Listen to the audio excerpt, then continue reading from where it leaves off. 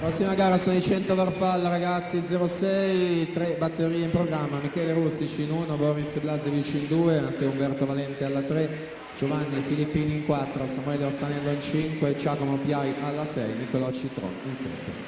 Dunque torniamo a seguire questi 100 fa ragazze con Giada Pizzol 31 e 52, vantaggio su Valentina Tellan 31 e 87. Durata dei 75 metri, ancora Pizzol su Tellan, le prime due posizioni, 1:6 e 42, il miglior tempo di Giorgiana Irina Bari. Siamo alle ultime bracciate, quindi vediamo in quale posizione si collocano nella classifica. Giada Pizzol 1:7,26 è seconda e terza è Valentina Tellan con 1:07 e 45.